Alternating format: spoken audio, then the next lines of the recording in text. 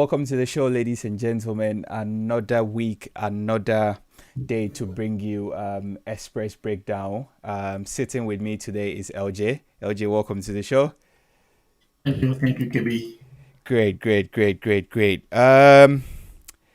We've got lots to offer today. We've got lots of trending stories today. I don't even know where to start from, but I think we're going to have a very fruitful discussion today, and it's one that I'm actually looking forward to. So it looks as if that Italy may have a new prime minister. Yes, and it's getting interesting.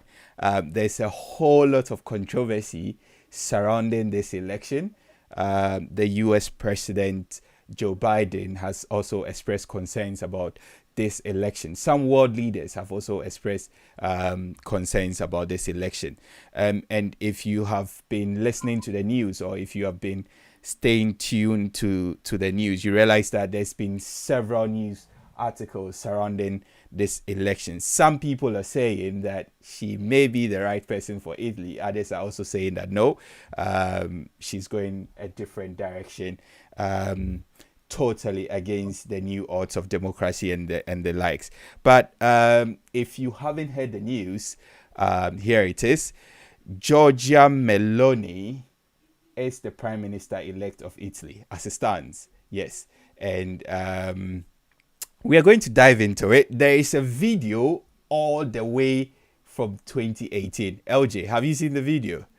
Yeah, KB. Yeah, I've watched that, and then I must really confess that I was taken aback that Yeah, a video of this magnitude has been lurking in the yeah, background, and then it was just recently that it went viral after yeah. her victory in the election. Yeah, so I think it goes to tell us that the internet never forgets. Actually, it's like, Exactly. yeah. That's what is giving us today. That's the lessons we are learning from that, because it's as if that once you actually rise to power, and you try to seek any sort of political office, all the things that you've done in the past or said in the past is actually going to come up. And this is actually the case of Giorgia Meloni, the prime minister elect of Italy. But we have actually got a video. So before we just go into the stories, we are going to look at the videos. You guys are going to make your own decisions about the video. We are also going to share our opinions, and then above all, we're going to get into the comment section of this video, where we are going to debate about this. Yes, this must not end here. This must bring up a discussion. This must bring up a national dialogue on the issue. We would like to hear from you. So if you're watching this video, just comment down below what you think about the new prime minister elect of Italy after you watch this video, and then we are also going to come up with our comment. Let's see what she had to say in 2018 about the current France president, Emmanuel Macron. Emmanuel Macron ci ha definiti vomitevoli, cinici, irresponsabili. E qui la stampa italiana a dire, hai visto che ha detto Macron, che siamo irresponsabili. Vergogna. Irresponsabili, Emmanuel Macron, sono quelli che hanno bombardato la Libia perché gli dava fastidio che l'Italia avesse un rapporto privilegiato in campo energetico con Gheddafi, esponendoci al caos migrazione nel quale ci troviamo. Cinici, Emmanuel Macron, sono i francesi che mandano la gendarmerie a rispedire indietro qualunque immigrato tenti di passare il confine a Ventimiglia. Ma soprattutto, perché le cose vanno raccontate come si deve, vomitevole è chi... Buono, che lo vuoi tu? Ci hai mai tolto il pathos? Vomitevole è chi, come la Francia, continua a sfruttare l'Africa stampando moneta per 14 nazioni africane sulle quali applica il signoraggio facendo lavorare bambini nelle miniere, estraendo materie prime come accade in Niger, dove la Francia estrae il 30% dell'uranio che gli serve a far camminare le centrali nucleari e il 90% dei nigerini vive senza elettricità. Non ci venire a fare lezioni, Macron, perché l'Africa scappa da voi e la soluzione non è spostare gli africani in Europa, è liberare l'Africa da certi europei. Non accettiamo lezioni. Chiaro?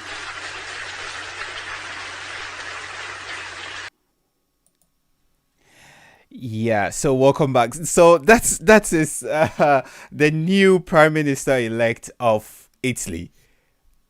LJ, I'm totally lost for words. What do you think? KB, you know, at the end of the day, Yeah, it comes back to the saying that so the world has this video.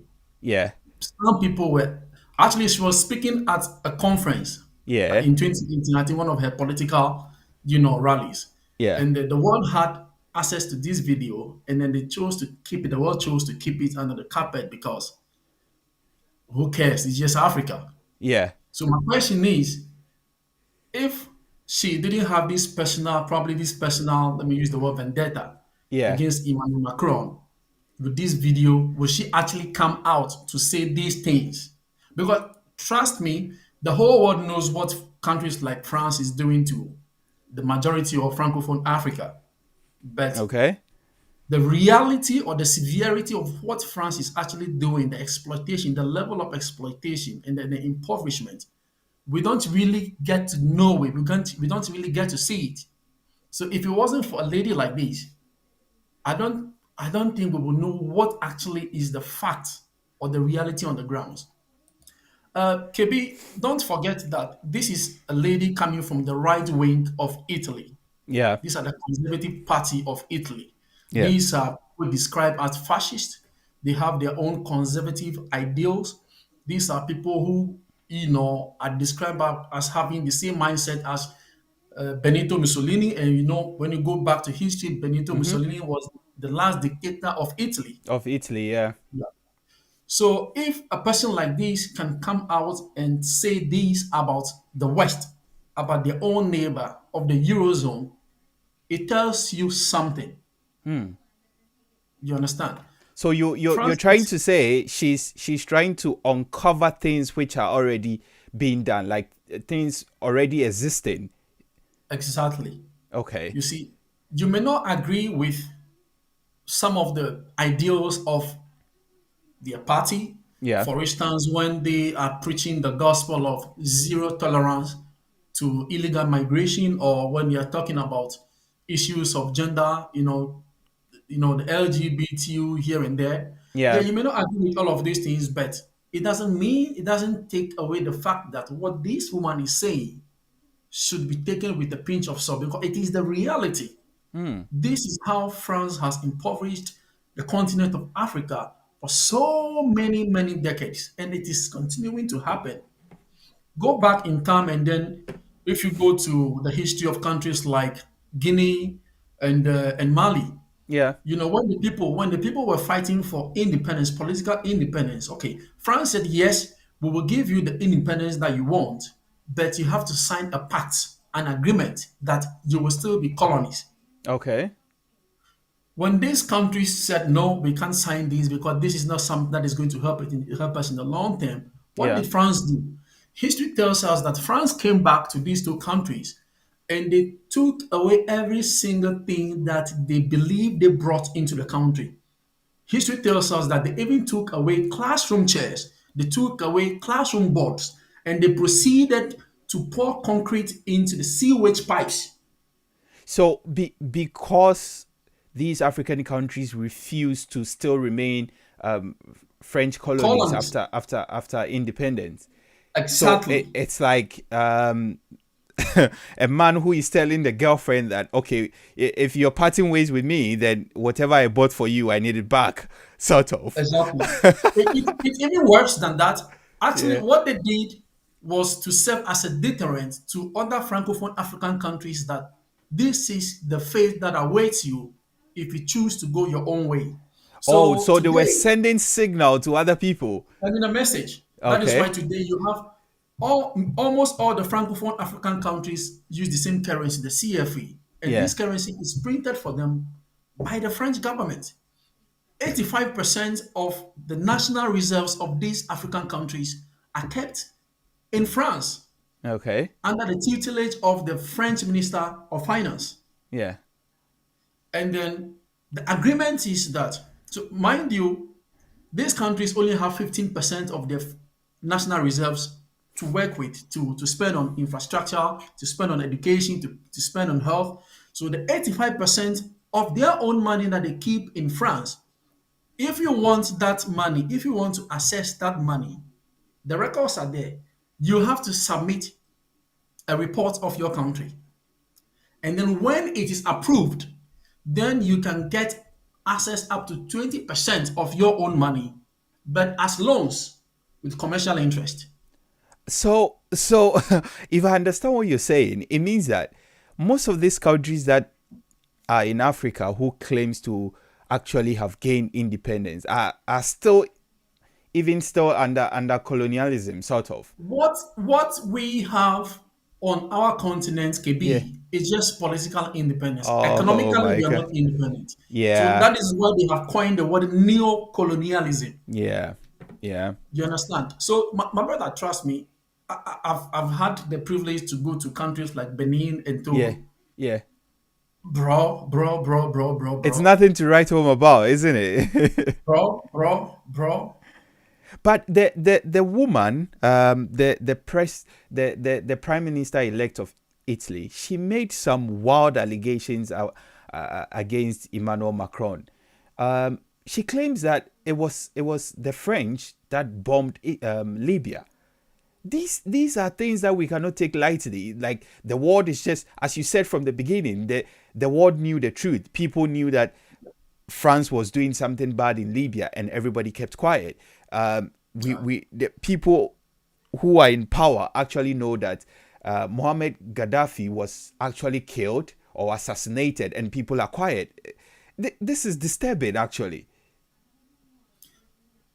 Okay, but like I said before, when it's all said and done, Yeah, it comes back to the statement: who cares? It's just Africa. yeah, And to think that France is a superpower, a member of the UN Security Council, yeah. and as part of or being a member of this UN Security Council, you are to uphold international integrity. You are to protect rights and freedom of people all over across the globe or all over the world. But Okay. if you go down to Africa, where France still has dominion over the people as a colonial master, and you see the level of human right abuse, you will marvel. So it goes back to asking the question that are these African countries truly independent? And Yeah. my answer is a big no, my brother. KB, it's a big no. You Yeah, know, away from that, it's believed that she's far right. Her ideologies are totally different. This is somebody, we are reading on the news that she's against LGBTQ whatever plus, all the rights that comes with it. She has her own different ideologies when it comes to how a nation should be governed, and how morals and cultural values should be kept in a nation. Do you think that with this new changing world and new trends, her ideologies will actually see the light of day? KB, at the end of the day, all the powers of the state of Italy Yeah, resides in her bosom. She is the prime minister. She wields the power. You understand? So it comes back to the support that she's going to get from her government. If she has majority that support her, why not? She can push her own agendas, yeah, which is no business of mine. I'm not an Italian, so she can decide to do with her country what she deems fit. But it Yeah. still doesn't take away from the fact that these revelations this lady made are not genuine. It doesn't take away the fact that they are not happening in Africa. Yeah. But the big question is, what is the world doing about it? What are the superpowers doing about it? That is the question we need to ask. Yeah. That's very true. That's very true because um, from what she's saying, it means that there is pure evidence that France actually bombed Libya just because Libya was having um, how will I say it? Libya was going into an agreement with Italy over is it uranium or bauxite or something like that, and Yeah. a whole country was bombed and their president killed just because of this. So if I'm sure those at the top, all those big politicians knew about this because if we have had a privilege to actually watch this video, they have watched it years ago and they actually know what is happening. Well, we cannot criticize so much, we cannot judge so much. All we will say is that we just wish her well, and let's see how her presidency is going to go. She's made some promises on immigration, on energy crisis, climate change, and all that. So we just hope that she will not be one of those politicians who come up with all those big political promises, and then at the end of the day, they come into office, and then it's a different ball game. Yeah.